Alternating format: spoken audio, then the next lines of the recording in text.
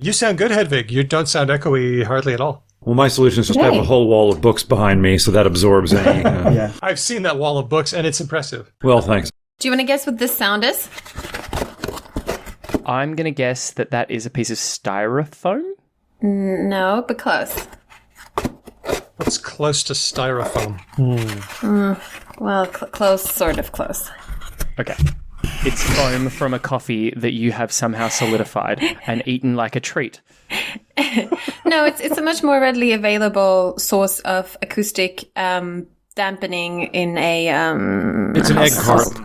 It's an egg carton. Oh! I feel compelled to tell you, Hedvig, that my radio background taught me that is a fallacious wrong. Gasp. Really? Sorry, Yeah. what? Fallacious. Huh. Apparently. Oh. That's the word on the street. Well, you all said I sounded way better.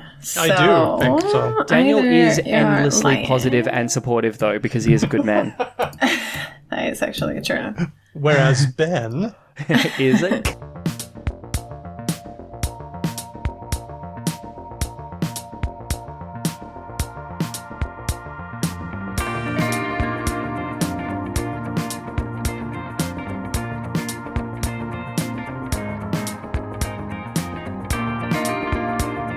Hello and welcome to this episode of Because Language, a podcast about linguistics, the science of language. My name's Daniel Midgley. Let's meet the team. She's the one we turn to when we need the real language knowledge. It's Hedvig Hjergaard. Thank you. I am continuously honored that I have this role in this show as if I just know everything. I don't know what I've done to deserve it, but can I put that on my CV or something? I was looking at job applications the other day and I don't know, I kind of need more things to put on it. So if I can put able to answer all questions about language, that should get me somewhere. Yeah. I really feel like all mailbags have taught us that this is not the case and that we are very easily stumped by our very smart listeners. Yeah, because I'm also the one who's like, everyone's too smart, stop. But you do the thing where you're like, oh, I read this one paper that answers this exact thing. And I'm like, why did I not know that? Because I have a semi-ADHD network brain, so I just remember little bits here and there, and I connect really quickly, but I don't remember all the details from them. Okay. Standing next to him temporarily increases your intelligence score by 3 points. It's Ben Ainsley. Ooh, I like that one. That's fun. I like being characters that give off passive buffs because it's one of the only times in my life when people choose to be near me.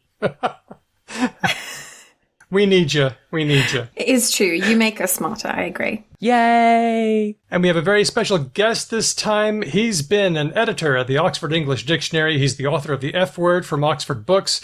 He's an adjunct assistant professor at Columbia University. He's the purveyor of the threesome toll booth. Wait, I'm getting the name wrong. What is it? No, that's correct. The threesome toll booth with only room for 3. It's the smallest bar in Brooklyn and perhaps anywhere. According to New York Magazine, he's one of the 100 smartest people in New York City, and I'm told that the competition was extremely fierce on that one.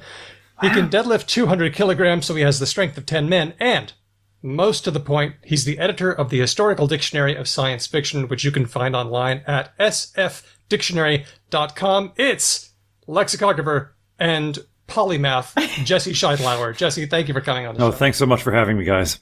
Is that true that you can lift 200 kilos? 203, at least before pandemic. Now I can barely get out of bed, but yeah.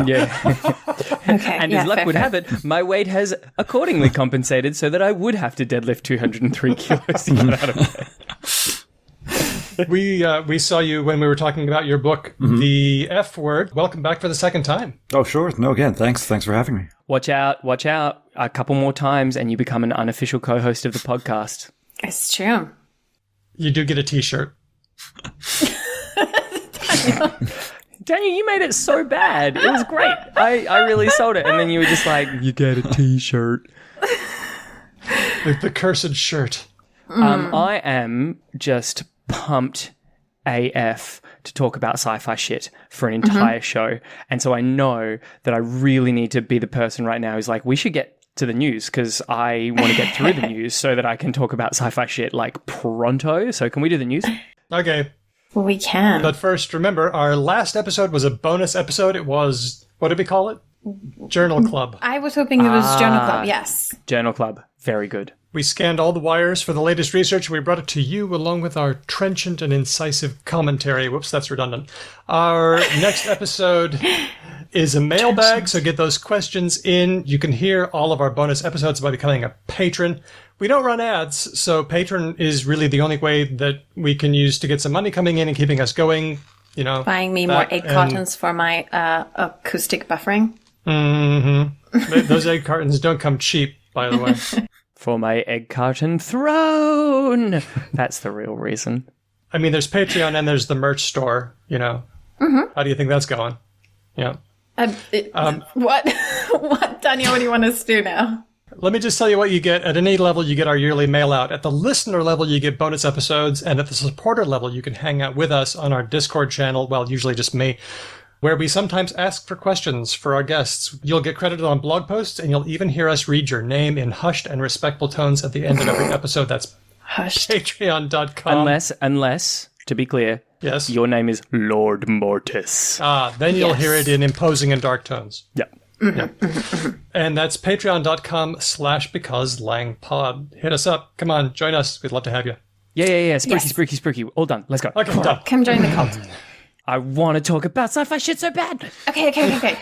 So in this news segment, we have two pieces of news that suggest there is some sort of universality in language. The first piece of news is researchers from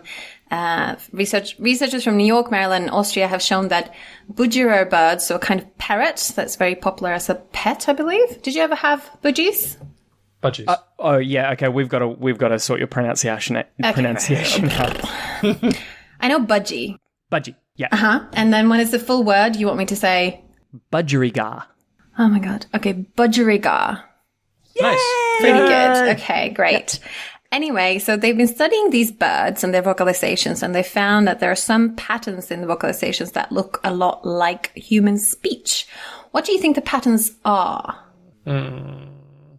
Already I'm narrowing my eyes a tiny bit. I'm going to say it's not vocabulary. It's nothing to do with vocabulary and distinct noises or anything like that.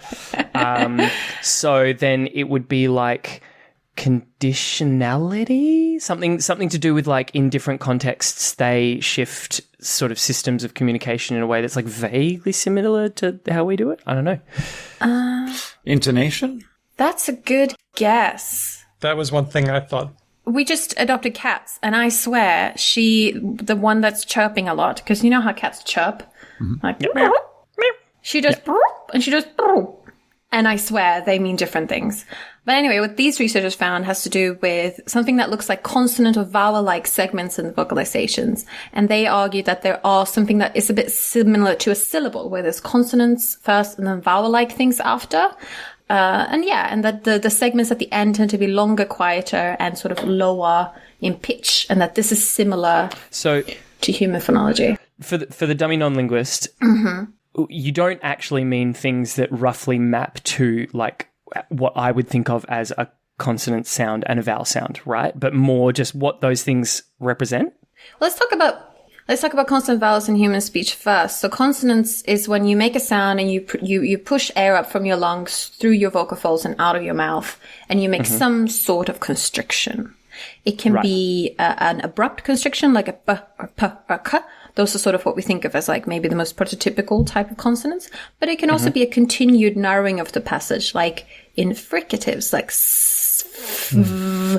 Those ones you can actually hold for a while. So you can say for about as long as you have breath. And vowels are when you don't have any constriction at all. There are things that are sort of in the between a bit. So like w or l sounds are sort of like maybe somewhere in the between. But regardless of, parrots aren't humans, obviously, and they don't have the same anatomy, but they can make constrictions and they can make not constrictions. Okay, I get you. I'm following now. That was very well explained. Oh, thank you. So they tend to go from constriction to non-constriction in their, I don't know, speech segments? Yes. So they claim that they found something that looks like speech segments, and that in these there are these kinds of sounds that are not occurring randomly, but that are occurring that they're most consonants first and then there are vowels. And so even though you can make syllables in human languages that have a vowel first and a consonant after, it is quite common to have consonant and vowel. It's quite a common way of forming words, even in English. I was noticing also that in this paper, this is by Dan Mann and a team, they tend to, just like we kind of do, they start off a little bit higher at the beginning of a speech bit, and then just as we tend to get a little bit lower in pitch, da-da-da-da-da, in frequency, and we tend to get a little bit quieter, they do too. They start off a little bit noisier, a little bit higher, and they end up a little bit softer and a little bit lower. Yeah, exactly. What are we saying about this? Are we saying that birds got speech? If from my layperson perspective, isn't this just kind of saying like there's certain physical realities to the physics of making noise? Yeah. And then, you know, like the universality here is basically like it's really hard for any system that hears things to differentiate purely vowels, right? Like if all of your noise-making capacity is like, it doesn't, like it's fucking indecipherable, basically. And so you got to break it up with consonants. Well, I mean, have you heard whales? They don't seem to do consonants. Isn't the thing with whales that, like, if you speed whale song up considerably, it sounds just like bird tweeting? Isn't that like one of those like hippy dippy things of like, oh, the whole universe is connected, man? Yeah, so if you speed whale song up by a significant amount, it sounds like budgerigars tweeting. But how do I say this? Don't a lot of things sped up sound like that? No. Okay, we clearly need like an animal sound the exact expert. end of my knowledge of slowing down animal songs, which is one instance. I'm having a little problem here because we tend to start our utterances or our syllables with a consonant and then move on to a vowel. Because it's more salient. Most often. Because it's more salient. For example, if I say pa and ta and ka, that's easier for you to understand me than if I said ap, at, at. It's really hard to distinguish those last three, but it's really easy to distinguish the first three. Oh. And that's important for human speech because I'm saying something, I'm communicating something, and pa and ta and ka can mean different things. I've never heard of that link before, but that sort of makes sense. So you're making the argument that if the consonants appear at the end of a syllable, it's hard to distinguish the different consonants from each other. Yeah. Like if I cover my mouth and go up, you might have trouble understanding which ones I said. But if I say pa, ta, and ka, it's easy. It's true. I do find that easier. That is, I also find that easier. And I've never heard that anyone say that to me. And that is really interesting. We just hit on a new language gimmick for Hedvig. Okay, but budgies aren't saying things. Whoop. Surely birds are saying something to each other. They're saying, come here, let's screw, get out of my territory, that's my food, come over here, honey, you know. They're saying something, but pa and ta and ka can make different utterances. Are we trying to... How strong is this claim we're making for budgies? Well, I don't know. I think these researchers are merely noticing that there's something in phonotactics. It might be like Ben was saying, that this is just like what happens when you produce sounds. I don't know. I don't think they're making a super duper strong claim beyond that they've just saw these phonotactic sort of similarity and they think it's sort of neat. Do you know how I know they're not making this claim? Because we haven't seen a bunch of hell trash headlines being like, budgies have language. Oh, we would, wouldn't we? Well, I tweeted from our account, are we humans or are we parrots? People love that. So is that, do I get bashed now, Ben? You're doing Satan's work. You're doing the work of the devil. Of the devil. Jesse, you got anything you want to throw in? My main thought here is that if there aren't headlines screaming budgies can talk, then these guys have done a bad job on their press release, because that's clearly the purpose of this study, you know? That's what I was thinking. I mean, no one cares about what budgie phonotactics are. They care that they can talk to them. So, like... Right. Jesse, I like that I was like congratulating these people for being like really restrained, and Jesse is like, no, embrace the evil, sell. I mean, if there's a press release, then it's going badly. If this is just one of a billion studies that gets published every day, fine, but we're noticing it for a reason, so... I think I found it through either Eureka Alert or Science Daily. So I did see, but I might have filtered it down to the more sensible variety for our show. There still might be some of those. That's what you get around here. You heard it here first, folks. Budgies can talk just like we can. Stop. Yes. Stop. Let's move on to our next story. And this one is also about some universal tendencies in language, but this time about color. What feelings do you associate with the color green? Jealousy because of Shakespeare, obviously, but also feeling like ill, feeling unwell. I guess that's being green, yeah. Mm-hmm. Yeah. It's not easy being green. It's not easy being green. Kermit. Is there any color that you think brings out more than one emotion? Red, certainly. Really? Absolutely. Red is danger, red is anger, red is love, red is fortune to people from Eastern cultures. Red I find symbolically is just like anyone's for the taking. But they're all intense things, right? Like they're all like death or love, which famously are supposed to be a bit close. Any colors that seem kind of emotionally neutral? I'll let Jesse get in on this one. I'm not sure. I'm not sure I myself tend to associate colors with emotions. No? So when you there's some people who do this productivity research where they're like, ooh, you should have like blue wallpaper in your Taupe office. walls and all that kind of stuff. You've never felt an impact of anything like that, like a white wall, or a black wall, for example. If you walked into a room that was entirely black. Probably not emotionally. I mean, I don't have any synesthetic kinds of things going on. I mean, I know a lot of people do, but... I think my response to an entirely black room wouldn't be emotional so much as it would be the optical illusion of feeling like it is a much smaller space than it actually is. To answer your question, Daniel, I find, and this, Jesse, I swear to God, is not a comment on your hair, purple is fairly emotionally neutral for me. Like it doesn't, it's not overtly happy or weird or like it's quite free, or more to the point, it can just kind of drift into a lot of different things for me. I think of what's it called? Opulence.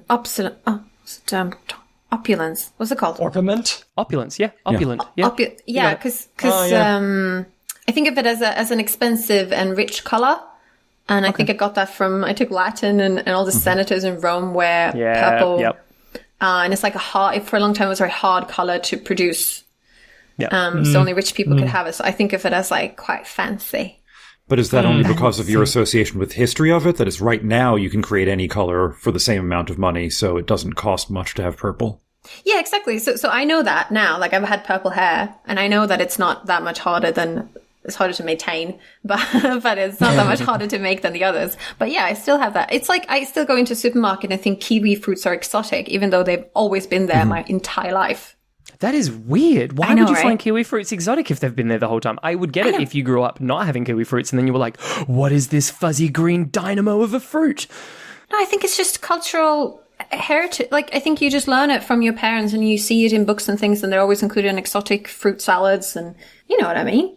Yeah, right. Well, one thing about kiwi fruits is they are not exactly prototypical fruits. They're almost edge cases when you think about different kinds of fruits. You probably name them less often. And it's funny that prototypes are coming up here, because the reason linguists have studied color terms over and over again for a very long time is because some colors are more prototypical. Like there's a kind of blue that you think of as really, really blue. And there's a kind of red that is like super duper red. But the funny thing, and you'll know this if you've read George Lakoff's Women, Fire, and Dangerous Things, reporting on the work of Brent Berlin and Paul Kay, we've mentioned this on a few shows before, is that this is true not just for English, but for different languages. People who speak different languages see the same blue that you do as like the most blue, or the genuine prototypical blue. That's interesting. I thought this story was going in the place that we've also covered before of like how color names tend to evolve pretty similarly across like a bunch of languages. Like we figure out black and white, and then we usually figure out like something else, blah, blah, blah. So this is genuinely interesting, because I was like, oh, boo, snore. Like we've already talked about this a bunch of times. But this is fascinating. So yeah, like the classic like stoner thing of like, hey man, have you ever wondered if like my blue and your blue are like the same blue? Like science now says, yep. Yep. They are. Because we all have human perceptual organs. And here's the really weird part. Even if your language doesn't have a name for blue, like let's say that your language has one name for everything from blue to sort of green, and let's just call it GRU. All right, GRU. So we have a color and the name is GRU. Right. And if Berlin and Kay ask you, what's the best example of GRU? You'd think that they would pick something like turquoisey or something in between, and it's not. They'll either pick the same blue that we pick or the same green that we pick. That's freaky. There's something fascinating about that. The very popular Australian comedy YouTuber Mike Smike does these ranking videos, and he recently ranked 134 shades of blue. If you don't get enough Australian accent in your daily feed, I can highly recommend watching this video. It is funny. He places 134 shades of blue into a 5-tier system of how good blue they are. Oh, wow. And what wins? There's 20 colors that are blue. They are all quite saturated, I would say. And the ones that are edge cases are all getting a lower, like the turquoise and the grayish ones and the things that are getting a low. But if you like Australian comedy. That fits in with this, exactly. All right.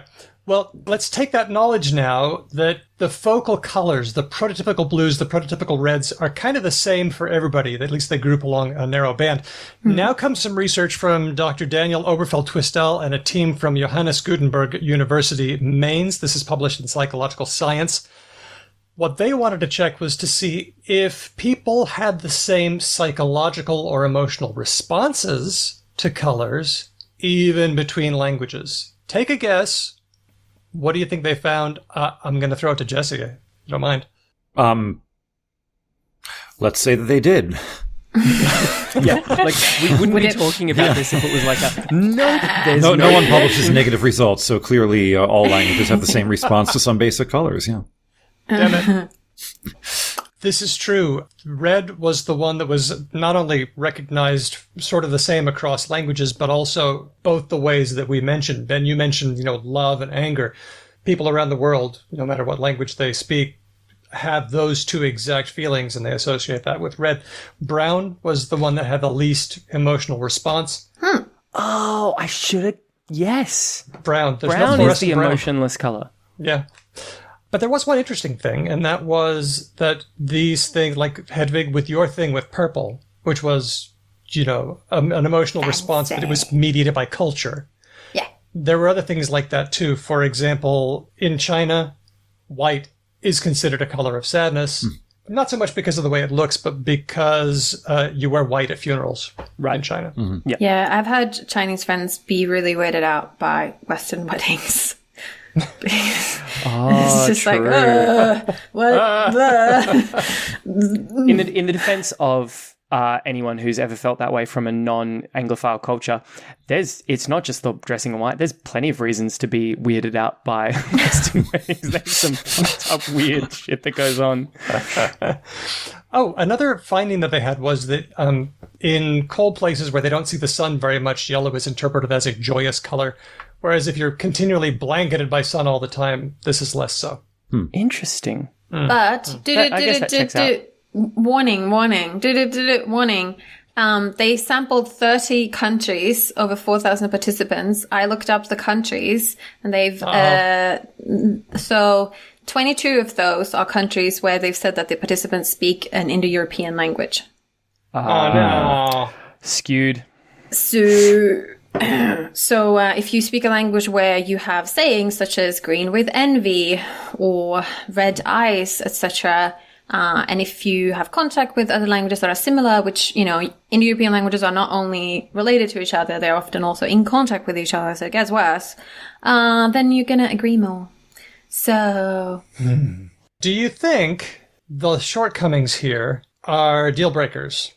No, I think it's still interesting, and I think they could have controlled for it. So they could have lumped these cultures and said we're going to treat them as a singular data point for something. They could have done a phylogenetic or a geographical control in their study. It's just that wasn't really in the Science Daily summary, and in their abstract they don't say if they did that and how. So don't know. It just seems very odd to me that you would do a study like this now and have it so highly skewed for Indo-European. I mean, I don't know why they would do that. Probably because they're psychologists and not, I don't mean to be some of my best friends are psychologists. Actually, my boss is a psychologist, so I really shouldn't be slagging them off. Watch yourself. But I think psychology, not all of, they've always had this discussion about weirdness, the Western educated, industrialized, rich democratic samples, but I don't think it's fully reached them. And to be fair, like I said, they could have in the paper done a control for this. They could have actually, adjusted for this. It's just, I couldn't really tell if they did. Sorry to be a party pooper. No. This is good. Why don't you take us to the next one? Because Wait. What? Did you guys know that brown doesn't exist? Were you aware of this? I only found this out recently. I've heard of this. I think it's silly. I think brown exists. Okay, I haven't heard this. Jesse, have you heard this one? No. This is not a joke, by the way. This is absolutely not me. Like, two guys walk into a bar and brown doesn't exist. No, What's nothing. this? Yeah. Like, it clearly does, in the sense that, like, we all see brown, right? But if you ever just, like, open up a piece of editing software or anything else, like, brown isn't in the color wheel. It's not there. Like, you can't... Like, brown is just dark orange. That's all it is. Yeah. And that broke my brain. It seems like this is a limitation of the kinds of colors we typically see on a color wheel. Isn't that the limitation of how you define? So color wheel is defined by like the RGB or HCl or whatever you use. You can set up your base to a color wheel any way you want, but no matter how you set it up, brown isn't there. Well, but dark oranges, which is Yes. brown. So I don't know what you're saying. Kind of. Like brown only exists with context. If you would love a wonderful, this is another YouTube plug. If you would like a wonderful, wonderful video about this, there is a YouTuber who I adore, who has a channel called Technology Connections. He is everyone's favorite dorky uncle, and he does like a 35-minute explanation of this. It's wonderful. Go check it out. Anyway, I just love sharing funky things that I found. Go. Next story. That. Shut That's up, fun. Ben. What are you talking about? Actually, there is one, since we talked about colors and birds. Birds' feathers are not blue or green. Yes. Blue is exceptionally rare, right, in nature. Like, it's like borderline non-existent. But like, even if you do find a feather that looks green, you take it in a blender and you blend it up. There's no green pigment Yeah. anywhere. This I have It's heard. just because of the light. It's all refraction, right? It's all refraction. Yeah. Why is that this is just what colors are. That's just what colors are.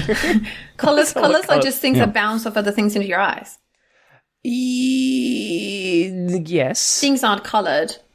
The light that goes to them and then to your eyes I think what colored. Daniel's saying is there's no absorption happening in a duck's feather, right? Which is classically how a pigment would work, right? It will absorb all light except green light. That's it. Okay.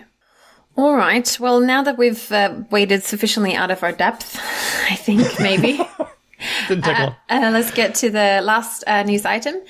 So this is a news item that comes to us from the ABC, the Australian Broadcasting Corporation. So more children in the Solomon Islands will be taught in their local languages in school, in primary education. The Ministry of Education there has established two pilot programs in 2013 where primary school students in several provinces were educated in local languages, and they're currently evaluating this and going to roll it out to more schools.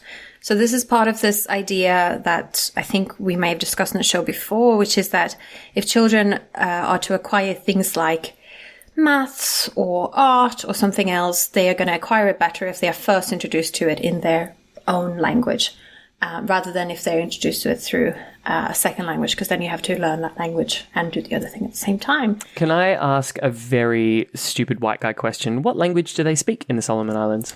They speak several languages.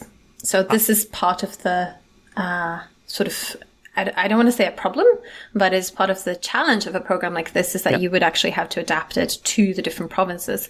And you might even be using a language that not all the kids have as their absolute first language.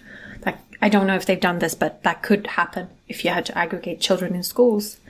There's also, I believe, a similar thing being tested out in PNG. But I think the results there haven't been conclusive yet, and they've had more struggles, I think, than the Solomons.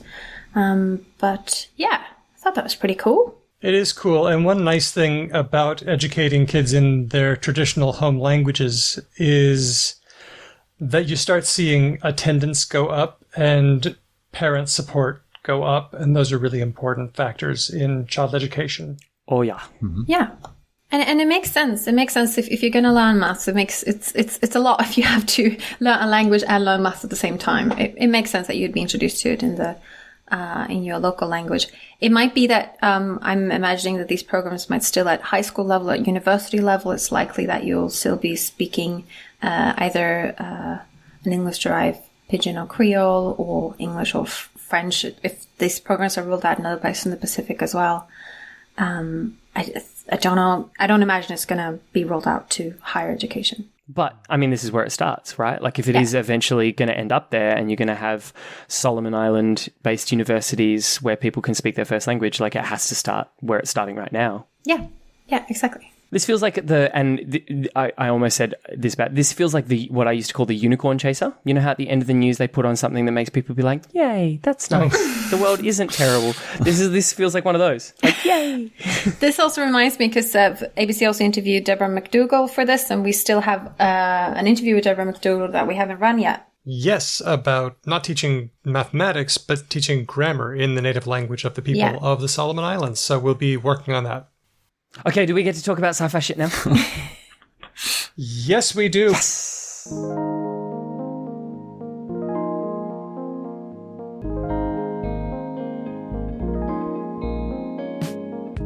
We are chatting with Jesse Sheidlower about the Historical Dictionary of Science Fiction. Jesse, thanks for thanks for coming on. Of course. And having us beat you about the head with linguistic stuff. That's my favorite way to get beaten about the head. Of all the many head bludgeoning methodologies, by far my favorite. Tell us about your connection to science fiction. What's in this project for you? Well, two things. I mean, I did enjoy science fiction when I was growing up. I read a fair amount. I don't read it as much now, but I mean, I liked it. And at the time I read more, older classic authors. So, being able to study that in some kind of, serious way was, a nice thing. The other thing was that it worked out well for this particular project. So this originally started at the Oxford English Dictionary, and there were a number of reasons why we went in this direction. It turned out that in almost every way, science fiction was the ideal thing to use as a basis for this project. So just to make sure I got it straight, this used to be an Oxford project, but then they dropped it and you managed to convince them to let you take it up? Well, let me tell you a bit about the history of how this works. So this originally started, around 2000. And one of the things we wanted to do, so the OED has been called the first crowdsourced project ever. When it originally came out, James Murray, the editor, put ads in literary magazines asking people to help, and he would send them books and they would read them and mark them up for interesting words, and this would all get filed. And thousands of people did this. There were a lot of contributors who volunteered in that way. And some variation of the reading programs continue to this day. People still do send things in, sometimes on a random volunteer basis, sometimes as part of a formal program there. That's still part of how the OED works. We were looking at the time at various targeted ways of doing research. And one of the things we wanted to do was use the fact that everyone is online now, at the time, not everyone was online. In fact, that's part of this story, that, people were getting online more, but not everyone was that familiar with how to function online. It wasn't the universal thing that it is at this point. So we wanted to set up projects that people could help, that we could say, okay, well, if we're interested in American football, let's say there's a lot that, you need to know a lot of details about the sport and the history, and there are people who do this kind of research, and let's have something that people who know about this can help us, rather than randomly sending things in, which they might not do. And science fiction, American football was in fact one of the things that we thought about, but science fiction was the one that we decided to start with, for a number of reasons. One is that the kind of people who like science fiction were also the kinds who were most likely to be online and be comfortable communicating online at that time. Another very important thing is that the arguments for the discussion of what science fiction means are very complicated, and there's a whole story with that. But yes, I was going to ask you an important question. Mm-hmm. That is the foundation of the first fight I ever had with my husband. Star Wars. sci-fi or fantasy. Well, yeah, science fiction or science fantasy and so forth. Let's come back to that if we can, because I do discuss. You just got shelved. No, I mean I do spend time on the site discussing terms like this and how they relate to each other. But in general, broadly speaking, you know what science fiction is and you know what science fiction isn't. Okay, sure. Granted, there are a lot of arguments over whether this fits in, whether Margaret Atwood is science fiction or whatever. But, for the most part, if you say science fiction, you know what it is and you know what it isn't. I'd say there's there's far more cohesion over it than there is dissonance, right? Yeah, sure. If fundamentally something published as science fiction, everyone will agree that this is science fiction, and something that is not published as science fiction, might have science fictional elements, but you won't think this is core science fiction. So for the first project we did, we wanted to be something where it was pretty cohesive, where there wasn't going to be something like, okay, politics, you can find politics terms anywhere. It's hard to do because you have to look so broadly. So it was a limited area that was well defined. Another important factor was that most of this was not at the time easily available, easily findable online. So, for example, in 2000, so you had databases of 19th century fiction, and you had all sorts of different databases that were out there. If you want newspapers, even at the time, there were a lot of things out there. If you wanted stuff published more or less in the middle of the century, this was not out there. You couldn't find that easily online, and even offline. A lot of science fiction was originally published in pulp magazines, which are not generally held by research libraries. So even if you know that the first example of something is probably in this story from, Galaxy or Astounding or Amazing Stories, you can't then go to a research library and find it because, for various reasons connected to the study of popular culture, people don't care about that and it wasn't collected. So the way you find that is by personal collectors who have that. And again, people who read science fiction might be those collectors. So, I love it. I just love how delicately you've basically said sci-fi nerds really are humongous nerds, and this worked in our favor very much. Well, it's true. And when you start doing things, when you're looking at weird subjects in the dictionary, and everything is a weird subject, one day you're working on a science fiction term, and one thing you're Aussie rules football, and 19th century gold mining terminology, and whatever. You start realizing that some of the most widely read things of their time, are vanished, like they're not out there. So we were looking at one point. There's some term used by a hero of a series of action-adventure novels in the 1960s and 70s. And there were literally hundreds of these published, all by or purportedly by the same author. And when we started looking at, WorldCat or various library databases, it turned out there were like 3 copies of any of the books in a library, in a research library in the entire country. Like Erie, Pennsylvania had a copy of, number 27. And, of course, if you go to a rare book site, or not even rare, if you go to, AB Books, whatever, it turns out, there are thousands and tens of thousands of them out there because there were hundreds of these books published, but they're all in the, 10-cent bin at the, discard section.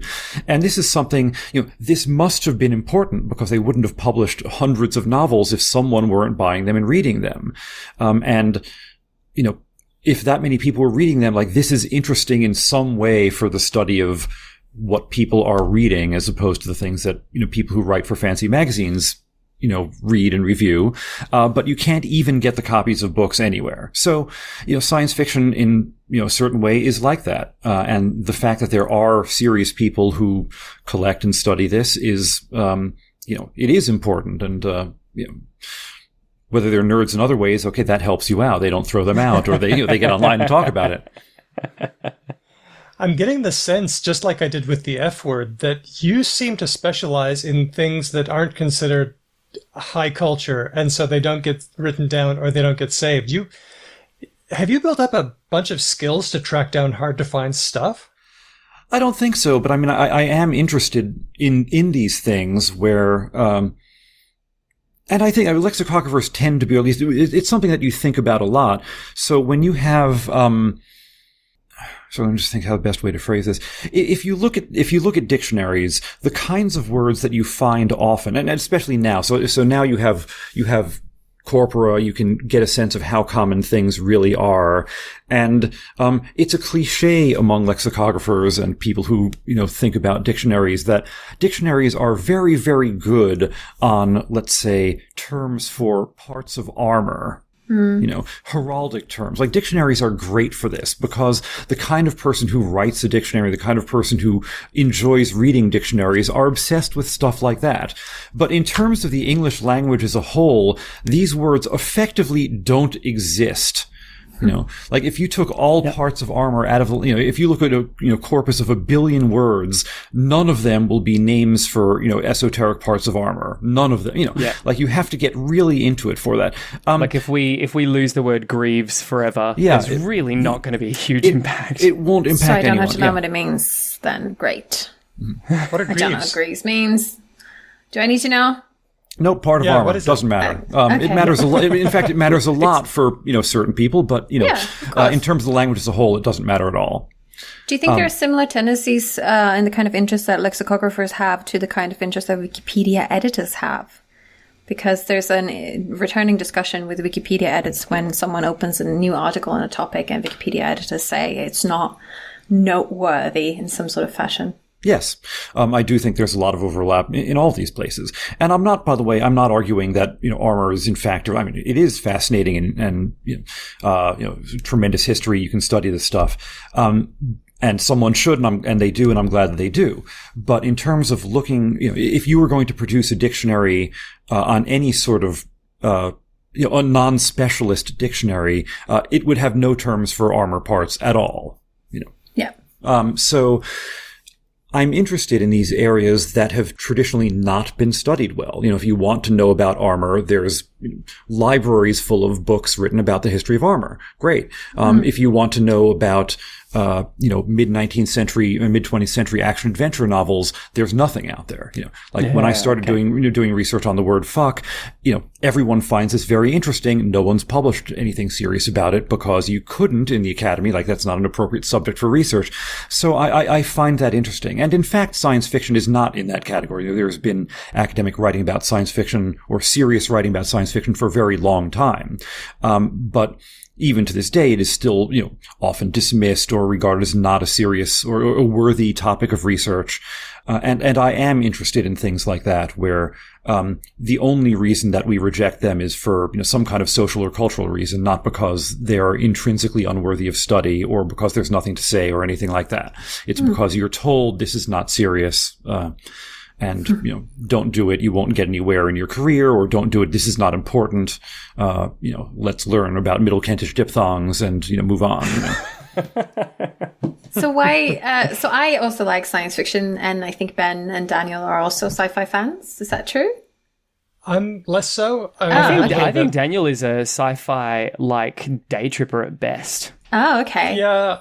What have I read? I've read all of Hitchhiker's Guide. I fully expect Daniel right now to be like, I read Jules Verne. Has there been sci-fi since then? You've read Frankenstein, maybe? No. I think I'm pretty much a noob. I've got my areas, but how far back are we going to? Is Jules Verne kind of the beginning? Frankenstein's the beginning, right? Well, we all agree. Yes, good. Moving on.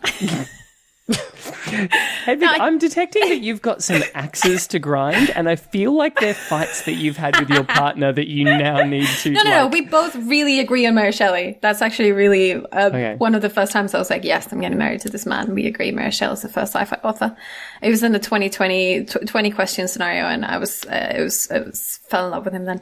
And we don't need to... You're right, I think, Jesse, that even though there are these sort of fringe cases like Star Wars or there's this whole discussion, isn't there, between Le Guin and some other people about the definition of sci-fi and where the boundaries is to fantasy. Most of us agree that it is fiction, which imagines another kind of world where technology has an important in an important way changed society. Something like this, right? That's, again, there's literally a cottage industry in coming up with definitions of science fiction, and that's, but something like that. It's something like that, sure. Yeah. Okay, great. So So what have you found? Because this was actually another thing I was discussing with my husband. What have you found in terms of the history of terminology in science fiction? Who was the first person to use warp drive, say? Well, sorry, I can...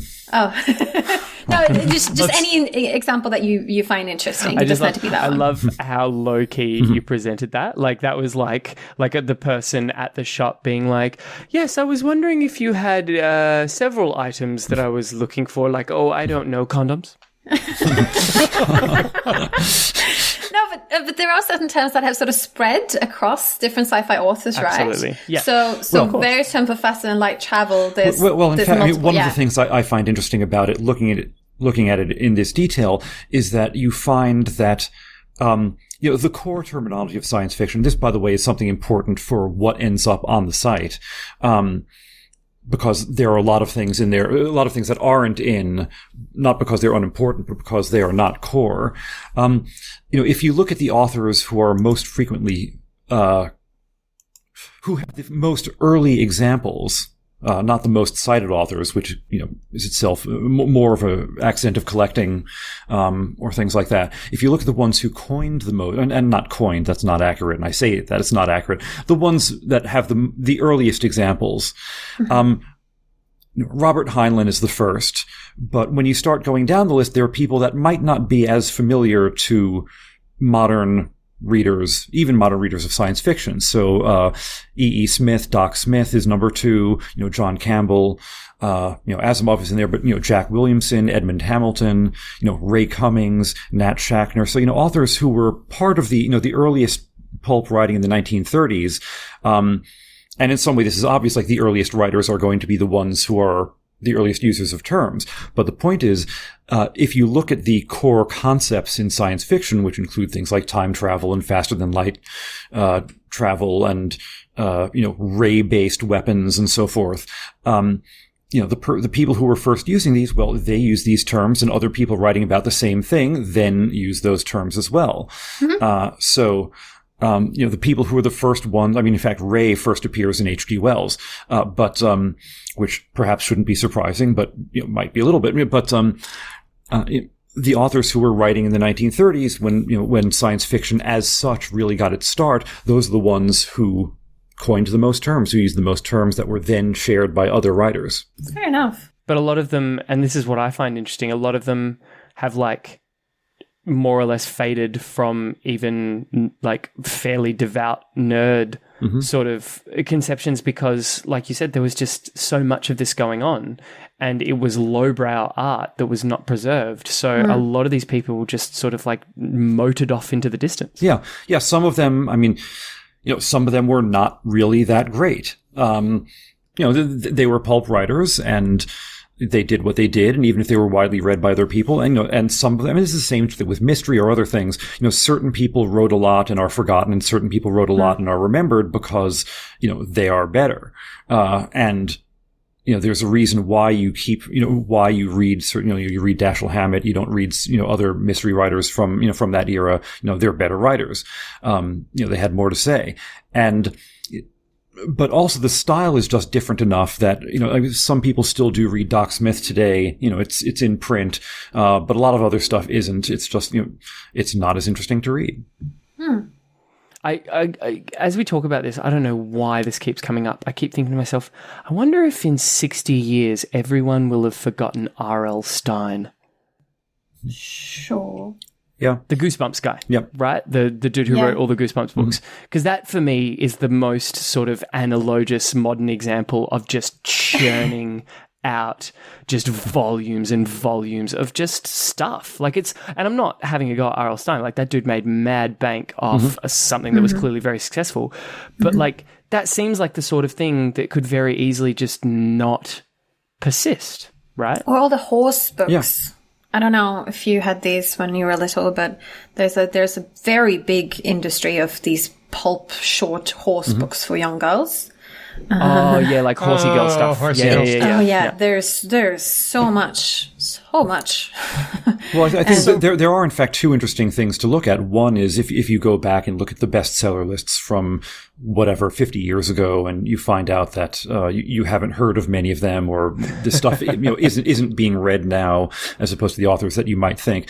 The other thing is those lists themselves are highly curated, and they are not, in fact, based on the books that sold most. They are generally based on the books that sold most in particular venues, in proper bookstores. And again, these pulp action adventure things don't get counted no matter how much they sold. And that's true today as well. Like when it's still somewhat true. I mean, now they have developed more accurate ways of measuring what's sold, and this has really upended things in the book industry, where it turns out that even people in the industry didn't realize, this is actually selling a ton of copies, because it wasn't reported broadly, in the right way. This feels like a bigger story than I fully understand. So what's an example of that? Like in modern times, what was the revelatory thing where they were like, oh fuck, surely this is selling super well?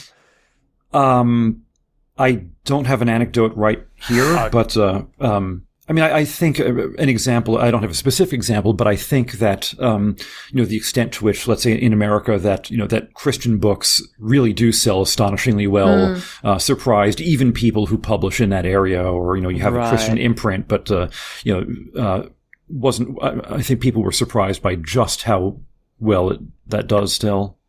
That's fascinating. And that's because it's selling through sort of other venues, random websites and just churches and stuff like that. Yeah, and there's a lot of interest in this, of course, because people the New York Times bestseller list is viewed as the most important thing, and book contracts at major publishers often have if you get onto the Times bestseller list, you get bonuses or thing. It's viewed as the most important thing, but. The Times bestseller list, and this is itself there are histories of this out there. It's based on a number of factors, and those have changed recently. But but it was always in a large way based on the quote unquote better bookstores. So it was possible to game this, which people have done by going into one of these bookstores and buying 50 copies of your book, and it turns out that it has an enormously disproportionate effect on how the numbers are reported. Those dirty word nerds! I can't believe it. I just had a question about the word historical, because this is the historical dictionary of sci-fi. But, I mean, dictionaries are kind of historical by their very nature. How is this dictionary different from other dictionaries of sci-fi, which are out there? Well, in lexicography, historical is a term of art. It is not a description, it is a category. So a historical dictionary, of which the OED is the most famous example, is generally speaking, a dictionary that includes citations, dated citations from sources, and generally where those citations range from the earliest to, the most recent. So, that's not necessarily true. There are historical dictionaries that are not focused on language change, but will still be citation based. And there are historical dictionaries in many different categories, since there are dialect things like the English Dialect Dictionary, the Dictionary of American and Regional English. There are ones based on register, like Green's Dictionary of Slang or the Historical Dictionary of American Slang. There are ones based on era, so the Middle English Dictionary, and various overlapping things. There are ones devoted to subject areas, like the Historical Dictionary of Golfing Terms, actually a very good little dictionary. So that is bespoke. Yeah. But, again, important if you're interested in golf. It's got a long history, hundreds of years of history with very interesting terminology that, is different in different places and different eras. So, no reason why this couldn't be subject for serious research too. So when I call this the Historical Dictionary of Science Fiction, it's just reflecting the reality of it, that, you look at entries, it doesn't just have a definition. It has quotations, dated quotations from a variety of sources. And that's what it means in that context. I was surprised by how many authors have used the term corpsicle, being a frozen person. Oh, I'm also exploring the site, by the way. Clicking around. It's a fun site. Too. So maybe we should repeat it for the listeners again. It's sfdictionary.com. There's a nice little graph here, for example, that shows the date of the entries. So they start from the 1900s till now, and there's a big sort of peak in the 30s, 40s, and 50s, which I'm not surprised by. But I'm wondering if that's also that's new terminology.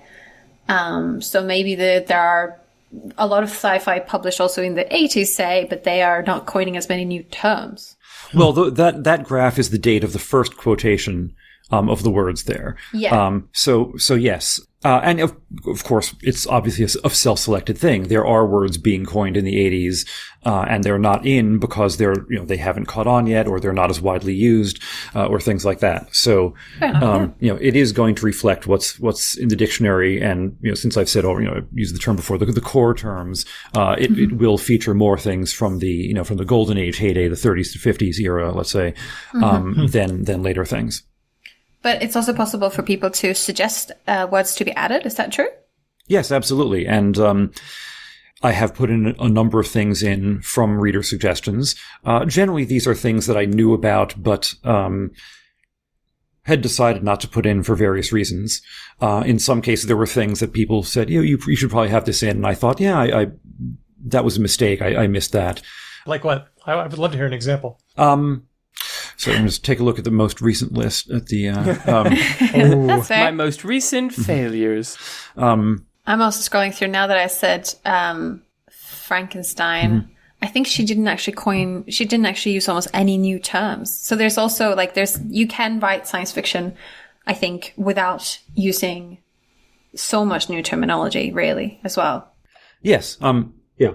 I mean, I just really, really, really want you to say, Jesse, that you don't think that Mary Shelley was the first sci-fi author, because I just want to see what happens when you do. No, you don't want to say that. It's not a thing we're going to do. Hedvig definitely won't marry you. That much we know. Yeah. Not going to move to a polygamous state. But let's get back to Daniel's question, which was recent additions. So did you find any fun recent examples that you wanted to bring up that people had suggested that you added? I think some of the recent ones that people pointed out were terms. A lot of the big ones were things that were associated very much with a particular area. So like Star Trek or Star Wars terms, for example, that, I certainly knew about, but I thought this is too specific. And one of the things that I've wanted to avoid doing is just putting in a bunch of things from one place that are only used in that place. That's one of the most important decisions, is to not just include things that are very restricted to a single source. Okay. Is that why Babelfish isn't in? That's one reason why Babelfish is in. I mean, that's an example. It's on the list. It's something that could go in. And in fact, I do have an example from, I think, the 1950s of the term Babelfish, but it's not used in the same way. It's not the Adams way. And I was thinking of putting it in just so I can say, I have this other example. Look, I'm cool. But in fact, this other thing is so, it's just a random name for a fish on Venus or whatever it is. It's, there's no connection. Okay. But in fact, if something is broadly is used even in one thing and widely known, it can go, like lightsaber, Jedi, these are things that do go in, even if they're only used in the Star Wars universe. So there were things in that category like tricorder from Star Trek, Vulcan, which for some reason I'd had, Romulan and Klingon, but for some reason, and I don't know why, I didn't put Vulcan in.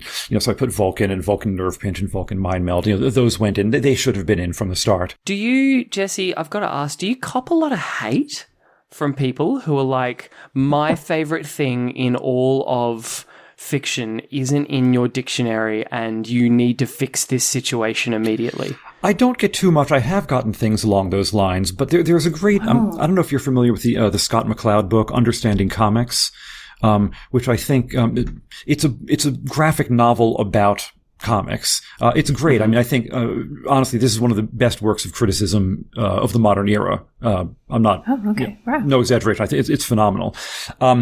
And early on, he discusses everything, the history of it, different styles, techniques, how to read comics, all these things.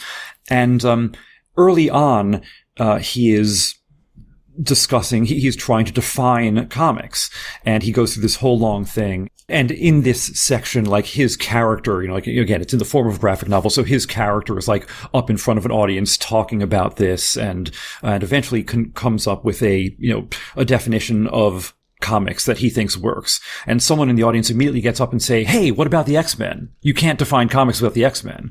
It's like, and it's a great example because it's true. Yeah, well, you don't have this, therefore, like, how can you not have this? And my answer is usually what I said before, that if something is limited to one source, whether it's one author or one universe, I tend not to put it in. Not because it's unimportant, but because, it's not core. And also because on a practical basis, the question is, why would someone look something up? And I can't just this one place. The idea of this, at least, is to tell people things they might not know and give the background on it. But we know exactly where some of these terms appeared. So my merely saying so doesn't really add much to it. And also a lot of specific novels and things often include, sci-fi and fantasy are both known for having little glossaries quite frequently. Sure. I was just reading the Broken Earth trilogy by N.K. Jemisin. She has a very long glossary at the end. And if you wanted to know what calm or cessing means in her books, you can look it up there. And as far as I know, no one outside of her books uses those terms. Well, exactly. So. And N.K. Jemisin is a great example of something that I think I might have one quote from her, and that's it. And I like her writing a lot, and I think she's a very important author, yet there is nothing in there. And this, people have asked a lot, well, you have all these examples of this stuff, but nothing from that, or nothing from, Nnedi Okorafor or whatever. And, the reason, it's just this, these terms are used only in one place, only by one person, and even then they're not necessarily that widely known, by people who haven't read her works or read their works. And it doesn't mean that they are, that is, the lack of, the absence of a term from my dictionary doesn't mean that it's not important or that the author is not important. In fact, it can mean just the opposite. The more creative you are, the less likely you are to be in this dictionary. That's a fascinating point. Yeah. So absolutely. You're not derivative, right? You're just coming up with all of this kooky, totally unique stuff. Yeah. So, if you want to be, putting it one way, like, if you want to be in, the best thing to do is be a white guy writing about space warfare. Like, those are the things that are likely, you're going to use the same terms as everyone else who's been writing about, space war for the last 100 years or, 80 years. If you do something original, unless it becomes so massively common that everyone knows what this term is, it probably won't go in. And, that's not a comment on quality or importance or anything like that. It's just a comment on who, how these words get spread and used. Have you ever considered, just so you can have an easy way to get out of this kind of criticism, keeping a list of sorts of just like, his list of sci-fi novels I am aware of exists, and I have considered them in some capacity? I do. I have. Well, I still call it front matter, even though there's no front. But I have several sections that talk about the dictionary itself and inclusion policy, and I do. I mention N.K. Jemisin by name. And I have a brief version of what I just said about why these things aren't in. There's only one dictionary I know of that really does a good job. I shouldn't even say good, but because it's so iconoclastic, but that includes words that are explicitly outside its remit, and that's the Dictionary of Canadianisms on Historical Principles, which has, I think, 130 terms which are not Canadian. There are 7 different categories. There are terms coined in Canada. There are British terms that are now only used in Canada. There are terms that are used everywhere but have special meanings in Canada and so forth. And one of these categories is terms that are not Canadian at all. And they are included, yes, like what? They are included because sometimes people think they are Canadian. But they're not. We use this term. Well, everyone uses that term too. So, but it's extremely unusual to have a dictionary where you say, here I'm going to have an entry for terms that don't belong in this dictionary. Yeah, that's odd. Yeah. Definitely. So, I mean, I guess you could do that as well, right? There must be items that people think is sci-fi shit that isn't sci-fi shit. Like, there'd have to be examples. sure. Well, the problem is there's an infinite number of things like this, and there's a finite number. First of all, there's a finite amount of time that I have or that anyone has. And also the question is, how useful is this? So if you were going to take, every term out of N.K. Jemisin's glossary and put that in, like what benefit is that? If you're reading a book, you can just scroll to the back. I mean, one actual letter I got, an email I got from someone, was about the author Cordwainer Smith. Everyone's looking blankly. Cordwainer Smith he's an important author. Historically, but he's not widely read now. And he did have a, series of connected books that used a particular vocabulary, and no one knows this now. And so, well, why don't we have? I mean, I have a half dozen examples from him, but for more regular terms. And if you talk to science fiction people, they say, "Oh, he's a very important author," but these words don't go in. So, maybe 50 years from now, no one will read N.K. Jemisin and no one will care that these words are in. But if I had 100 examples from Cordwainer Smith, they would get in the way of everything else that people want to look at. And that's also something I want to avoid. An example that I give in the front matter, I know I'm clicking a bit because, an example I give in the front matter, there's a Wikipedia page with 60 examples of named sentient species in the Star Wars universe. And this page only covers A through E. There are 5 or 6 other pages for the rest of the alphabet. So, I'm not saying that this is unimportant or uninteresting, but, unless you're an absolutely passionately devoted Star Wars nerd, you don't care. Like, there's a place for, there's Wikipedia, there are Star Wars specific wikis or, sites that talk about this. The value for most people to have anything other than Wookiee and maybe Ewok or whatever, like, there's no value in including these. You won't ever encounter these. And if you do, you know what they are. So, the goal, yes, I could put in everything conceivable under the sun if I had infinite time. But even if I did, it's of, questionable benefit to anyone. And, in fact would make the dictionary worse in certain ways because it makes it unbalanced. And this is something that you consider when you unabridged dictionaries or the OED, like you don't put in everything just because it's big or you have, effectively unlimited space online, and even ignoring issues like, it takes time and therefore money to put in terms. You have to, multiple people have to do research or whatever. Even if you forget about that, having everything possible in is a problem. And that's like Wikipedia, not notable. And, however badly this policy may have been applied or may be currently being applied, it's not unreasonable to exclude certain things as being, not notable. Yeah, I think that's very fair.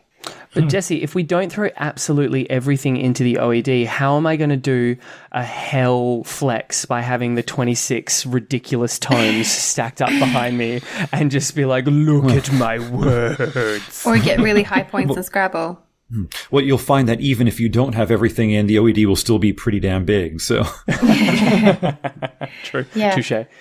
We'd like to get some questions from our Discord listeners. So I'm going to throw one here from Pharaoh Cat. Pharaoh Cat says, when I think sci-fi, I immediately think of fandom spaces. What are some fanish words, if any, that have made it into standard English? Sorry, just give me a second, because in fact I have... I noticed you have a category for this. There's a category for criticism and general of fandom. I mean, in science fiction, fandom is a sort of separate area of vocabulary, where there are a lot of fanish terms that are only used when discussing fan activities. But things that have spread, I mean, zine is a good example. Fanzine was originally referring to science fiction fanzines, I think, late 1930s, early 1940s, when you start seeing zine-related words. Con for conventions, now used of any kind of convention. I noticed condom as well, which is just anything having to do with the sphere of cons. Yep. Oh, my God, no. Fan fiction, turns out to be, originally referring to science fiction fandom. And, there are a bunch of things that are, very specific, filk and filk singing, so forth. Like, this is very, very much restricted to science fiction and not other kinds of fandom. mundane, referring to, in fact, referring to things lying outside a particular sphere of interest, which is still viewed as sort of a technical term, but that was originally a science fiction term, science fiction fandom term. The word mundane was originally a sci-fi term, or a sci-fi fandom term. Well, mundane referring to someone who has interests outside of a particular sphere of interest. That's fascinating. And in fact, it's my surprise. It's not a fandom term. It's in the SF criticism category, and this surprised me a bit. But the word main, and again, there are many meanings of mundane, and this one is a bit more restricted than I think you might be that I might be explaining correctly. But mainstream. In the main sense, in the sense that we're all familiar with, mainstream meaning, the core of anything, the main literacy, that is in fact originally a science fiction term. Mainstream mainstream was originally used in science fiction, referring to general literature. Not That's fascinating. That is very interesting. Yeah. Speaking of, we had a last episode, we talked a bit about fandom suffixes, because I found a funny wiki called Aesthetics Wiki, which had a super category of things that are core, nerd core, goth core, dad vacation core, which I think means a similar thing to mainstream. It means boring, muggle, mundane, a bit ordinary enough. But I think it's funny that you've said several times that you want to include terms that are core, but they're obviously core to sci-fi that aren't mainstream, not norm core. Well, I mean, I don't actually have the core suffix in, and it's probably something that I could consider. Maybe. Maybe, yeah. I don't know. But I think it's really important what you say to sort of have a definition for inclusion, both so that you're not wasting all of your time and also so that it is actually useful. And I think one of the most interesting things with a project like this, besides just being able to see the history of words, is to also be able to see the connections between authors and who has been influential in sprouting terminology in the network. Do you have any stats on someone who's been unusually good at coming up with terms that have then propagated? Yeah, who's the William Shakespeare of sci-fi? Well, again, the examples I mentioned before for the most number of coined terms, Heinlein, Doc Smith, John Campbell, Isaac Asimov, Jack Williamson, some of whom are more or less familiar than others. There are, Asimov, is known. He coined a lot of things, sometimes because he was the first to write about stuff, like a lot of the robotics terms or whatever.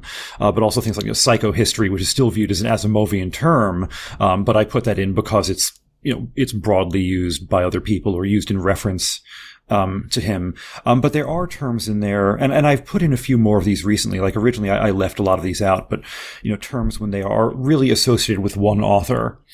And sometimes there are things that people have wanted to look up. A more obscure one that I did put in was Spin Dizzy, which is from James Blish's Cities in Flight novels, which I thought, well, this is, again, very specific to this, and we don't need to put this in. But, it is broadly used enough that, other people refer to it. I thought was worth sliding in there. That reminds me of a phrase from the Cadence series of books, many of which the cities operate via centrifugal force, like walking spinward or counter spinward as a geographical term for navigating centrifugal structures. And I always just remember thinking that was just so good. Oh, in fact, I'm probably going to add those in the next week or so. I've had those on the list, spinward and finger on the pulse. Anti-spinword, but one that I added relatively recently was in fact hubward, of a rotating body like a space station, near the center, nearer towards the center rather than the edge. So that is I like that. And that's relatively that's the 1970s is the earliest I could find for that. There's speaking of things that are going viral in the news for no good reason, there's a bunch of astrophysicists that have want to make these maps of different planets. And if you make a map of a planet that isn't Earth, even on Earth, it's very hard to say what is the Western and Eastern hemisphere. It's like a meaningless term unless you use the time, date or something. So spinward and not spinward. So if you want to make a map of another planet and you don't really have a meaningful definition of East and West on that planet, you just put the poles in the middle. Like you put the North Pole in the middle, and preferably you make two circles. So you have one with the North Pole in the middle and one with the South Pole. And that's the sort of the easiest way of making planets, maps of other planets but Earth. Yeah, seems sensible, sure. Yeah, for this reason. Because even now when people say, oh, it's Eastern Hemisphere, I'm always like, wait, do we include Europe? Let me read this one from Mr. Bobby Hunt. Not sure if an alternative history is considered sci-fi, but Jesse worked for a couple of seasons as a script consultant for the TV series The Man in the High Castle. Were there some words that surprised you that would not have existed if the Allies had lost World War II? I haven't seen this show. What is this? So this Did you not is, read? I'm surprised you haven't read The Man in the High Castle. Yeah, me too. Sorry. Yeah, so it's based on a novel by Philip K. Dick, who is in fact widely cited in the dictionary, and everyone likes making films of his works. But as they should. It's basically, it's an alternate history which is set originally in the early 1960s on the premise that the U.S. has lost the Second World War. There was, in the 1930s, pacifists had more influence, and we were late getting into the war, and then got in and lost, and so now the U.S. The East Coast is Nazi controlled, and the West Coast is Japanese controlled, and the language is a very interesting question. So there are two issues. One is just the usual, a thing that should be more usual, perhaps, if you care about accuracy, is this language accurate for the 1960s or whenever it's set? And, typically TV shows don't have language consultants, and even people who care, like Mad Men, were, extremely interested in the great accuracy of everything in there, including the language, but never bothered hiring a language consultant. So there are all sorts of things that, on Mad Men that are anachronistic.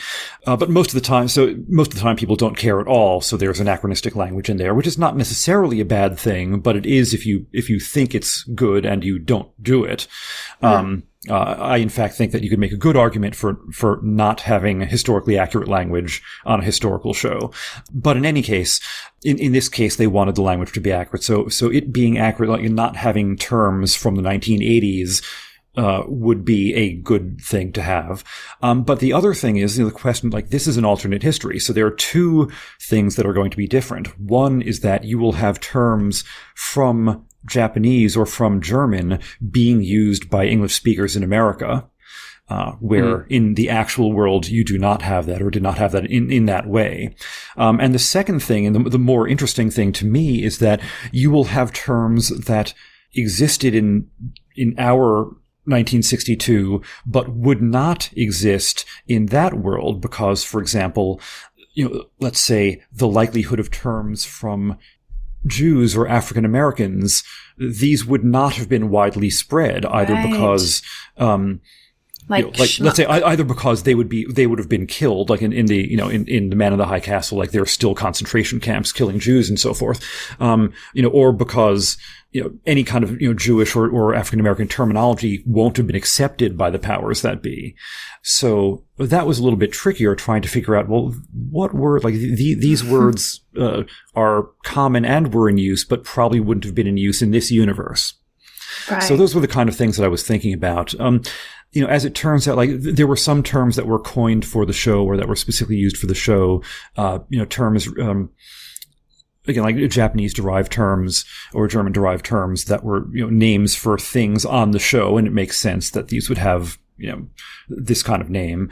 There ended up being a bit less of that more interesting category of terms that I thought probably wouldn't exist, but there were a few of them.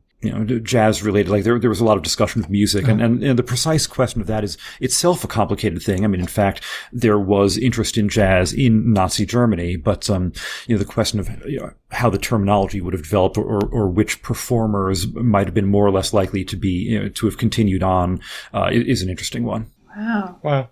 Well, the work is the Historical Dictionary of Science Fiction. The editor is Jesse Sheidlower. Jesse, how can people help if they want to contribute to this work? There is a page on the website called How to Help, and there is a link there for emailing me if you have any thoughts. I would only suggest that you do, look. I do have discussion of a lot of these things in the front matter. Read through that first, and if people are interested in either have things that are missing or want to do research or anything like that, just get in touch with some sense of what you might be up for. Cool. The URL is sfdictionary.com, and that's the historical dictionary of science fiction. Thanks for telling us all about it. Oh, my pleasure. Thank you for letting me do so. It's really cool.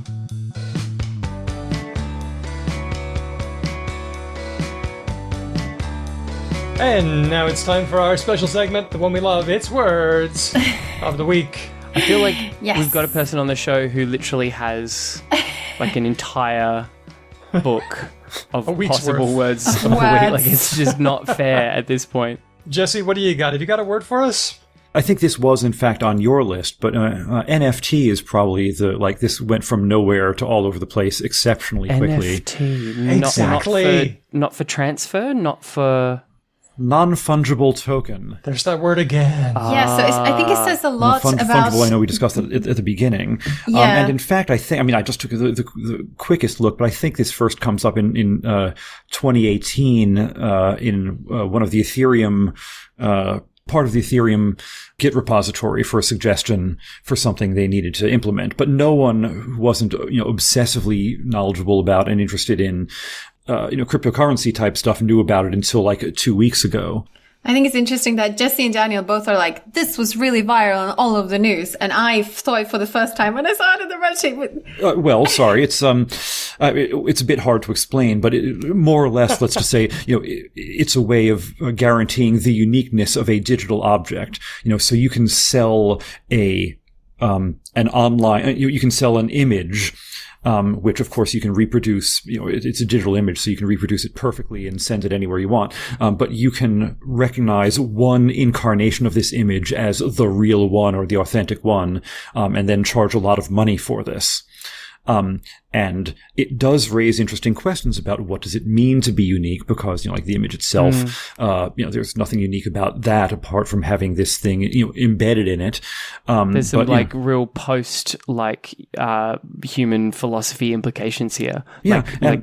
But this is, it's an interesting question because it ties to all other sorts of collecting. Like, why does proving that this is an original, Da Vinci or whatever, as opposed to something else. Like, if you could produce an absolutely perfect copy of something, of a physical artwork that even experts couldn't tell that this is a fake, or that I don't want to say fake, that it's not the original one by the hand of Picasso, and no one at all could tell that difference. What does that mean in terms of collecting, or what does that mean in terms of art or production? Like, why it almost feels like a way to try and solve the ship of Theseus dilemma. It's like someone's like, I will fix this thing that has plagued philosophy for like 3,000 years. Well, now you have to explain the ship of Theseus dilemma. Mm-hmm. So the idea is like, if you take like a trireme and you have it somewhere, and you piece by piece, plank by plank, you replace each of the constituent parts of this ship over a long period of time. When you have replaced the last piece, is it the same ship? Yeah. People's use of a golden gate and the human body, right? Because the human body does the same thing within 7 years. Yeah. And Golden Gate So, Bridge, the question of, but, it is an interesting question of why one artwork, where various experts can debate, some narrow principle of art history and conclude that, okay, this is worth $90 million as opposed to, this is a few $1,000s. It's like if the Mona Lisa was revealed tomorrow to have actually been a fake for like the last 100 years, like people would be bitterly, bitterly disappointed, except for the fact that it hasn't stopped. Millions upon millions and upon millions of people going and seeing the Mona Lisa and be like, oh my God, it's the Mona Lisa. Yeah. Right. But, why would, if it turns out that, well, the real one has been stored the whole time because it's too fragile and we're showing this one, like, who would know? Why would your reaction be different? Why should it be different if you can't tell the difference? Again, if like 3 experts disagree and, 2 of them conclude this and like, okay, now it's worth $1 billion, why should that matter? So, for whatever fun you want to make of it in this context, because in fact, these are digital works of art, they can be absolutely identical in every way. And therefore to say, well, you're crazy for spending $1 zillion on this when it's exactly identical to, there are infinite copies of it, that you can make online. You really do have similar questions with physical artworks. That's true. Fascinating. There's another thing about NFTs, and that is that the artist can retain equity in the work, so that every time it changes hands, every time it gets sold, the artist can get a cut. Oh, like, what's it called when, I don't know the term for this actually in English. What is it called when you make a song and the radio plays it and you get some money? Royalties. Royalties. That thing. Yeah. That's right. That's an interesting one. Okay, let's move on to the next one. Thank you. Neanderthal. Or Thal. Neanderthal? I say Neanderthal. I don't know that I should. Like, now that you've said it a different way, I'm like, have I been saying it wrong? I believe Neanderthal is probably the more common pronunciation, but Neanderthal is historically more correct. I think it's a German or Swiss name for a place where some bones were found. It's Neander and Thal. It's like a valley, right? Oh, okay. Now that you say that, Thal, it's an English cognitive dale. Yeah, and I think so, yeah. The reason why we call dollars is because there was Joachimsdale, and that was Joachimsthal. They mined stuff, and one of the coins they made was a Joachimsthaler, and that became our dollar. Yeah. There you go. How about that? Cognates all over Germanic. But that's not what we're talking about. We're talking about Neanderthals. We're talking about Neanderthals. U.S. President Joe Biden was making reference to many states at this point in history lifting COVID restrictions. And he said that this is Neanderthal thinking. And I thought, why is it... I was going to say, don't we think a bit higher of... Okay, well, Neanderthals weren't maybe as smart as humans, but part of their DNA is with us. They were humanoid. We don't have evidence to think they were incredibly stupid, right? I mean... Isn't this just like a holdover from the sort of like the fairly ugly old days of like archaeology? Like I'm talking like 150 years ago, where we had this idea that like cave people said ooga booga and hit each other with clubs and this kind of stuff. People had that more recently and probably still today, but yeah. Whereas like wasn't the whole deal with the Lascaux caves and the Altamira caves and stuff that like that was the first time people were like, holy shit, there is like a fully realized expression of art and culture here that we always just thought was just like primitive cave dwelling morons, but actually no. I'm not sure I understand the use here. He just means that he thinks it's stupid. Is that it? Correct. He does think that the people here calling Neanderthals are stupid. That's the clear, the line that he's drawing. Or is it that this is what people call a reptile brain reaction? What does he mean here? Why is this kind of stupid? Well, I think it's a way of saying that this is regressive thinking, or it's a little bit like Hillary's deplorable comment, the basket of deplorables, without actually singling any humans out. It seems like a contemporarily more politically correct way to call people a bunch of fucking idiots kind of thing. Why not just say that it's a dangerous decision? Because you want to, like, we live in the world where saying things sensibly doesn't get you clicks or repeats of your soundbite. Or on Word of the Week. Yes, quite. Self-burn. Sorry. Self-burn. Well, I did want to take a look at the things that we've said about Neanderthals in previous shows, because we have talked about them on Talk the Talk, back in the Talk the Talk days. So what we know is that all non-African people are related to Neanderthals because there was lots of interbreeding. They had a cranial size about the same as ours. They had brains about the same size, probably. And they took care of the sick among them. They lived in social groups. So there's, for example, the La Chapelle Neanderthal man buried in a cave in France 50,000 years ago. He had probably lost most of his teeth and he had arthritis, but he was alive, which means that he was being looked after. He was being looked after. However, researcher Richard Klein has argued that their tools were very simple, and so that means they probably didn't have a lot of mental acuity, but they probably had language or some version of language. There we go. Yeah, there was that sound clip that went viral of some people trying to replicate Neanderthal speech apparatus that was made a lot of fun of and was quite silly, but I mean, fair. They tried to make it to bring alive how Neanderthal speech might physically sound, and it sounded very strange. Well, dehumanizing language is kind of a scary thing, but I think this, I don't know, is it a narrow miss on dehumanizing language? Or is it dehumanizing? I think it's just not clear enough, and it's better to critique the policy than people. It's just, I think it's better to say this is a harmful policy than to say people who do it are stupid. Hedvig, stop being a sensible parent. That's not what politics wants or needs from anyone. They want viral making sound bites that you can just repeat ad nauseum. Yeah. Let's go on to our last one, and this is a word that Americans are kind of surprised to find turning up in connection with vaccinations, which are rolling out all over the world. The word is jab. Oh, yeah. For example, Emily M. in Portland on Twitter tweets this. In the UK, they call the vaccine shot a jab. Not sure why you need this information, but here it is. So jab is spreading. Is that because nobody wants to get a shot? We used to talk about getting shots, and I don't really want to get shot. So, Does it come from England originally, or is it us? And by us, I mean Australians. Because, yeah, it's really popular in Australia. ABC The Signal did an episode called A Jab for a Job. Like, you have to get a jab in order to get a job. We also had No Jab, No Play. in Australia. Yep, so kids who were unvaccinated were not welcome at educational facilities. Jesse, what are your impressions on this one? I haven't looked into it in too much detail. Certainly jab is much more common in British English. It is known here, but it's not what you would usually say.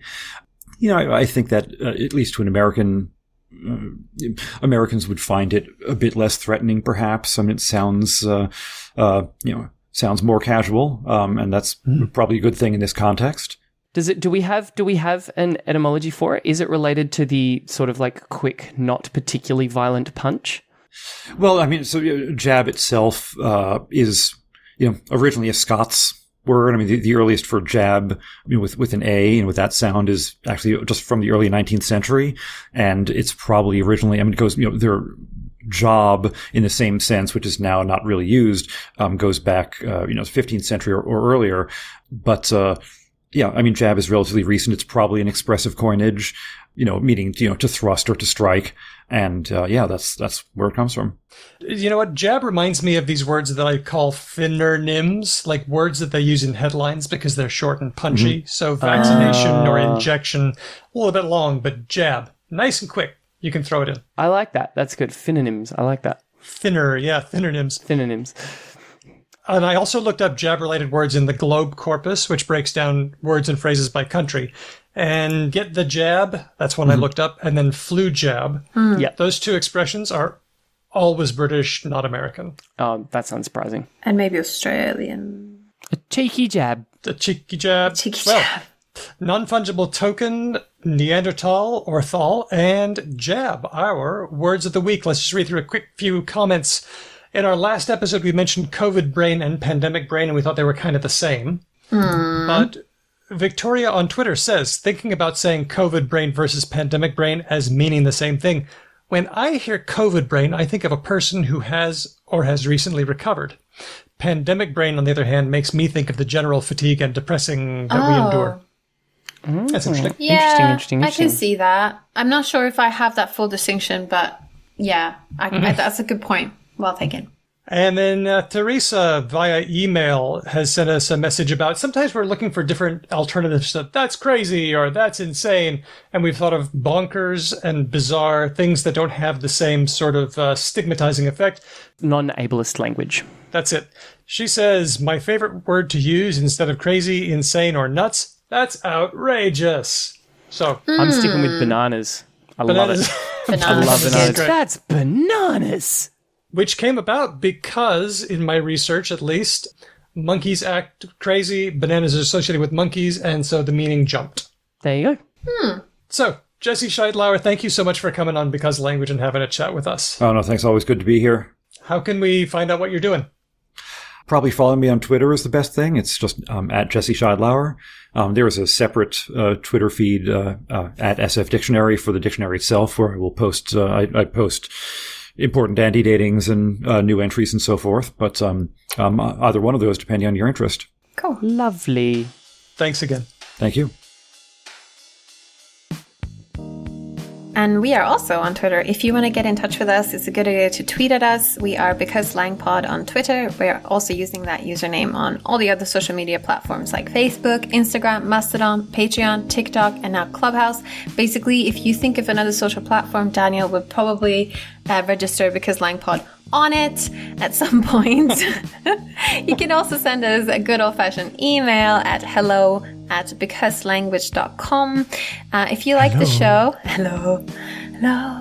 If you like the show, why don't you tell a friend about us or leave us a review in all the review places. In particular, the iTunes store is a great place to leave a review for podcasts you like.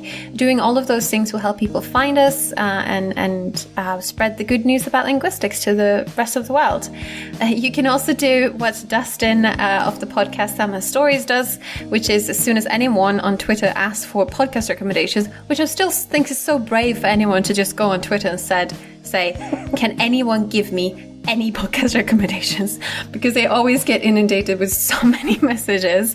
But Dustin at Summer Stories always makes a point of replying and mentioning us. And that's very nice, very sweet. Really appreciate it. Can I share a quick recent review? This was one from Mac and Sack. They say, great listening, 5 stars. I listen to many podcasts, and this is one that keeps me laughing, while at the same time, engaging my mind. Oh, we'll make you laugh, we'll make you think, we'll probably make you cry. Is that means that we can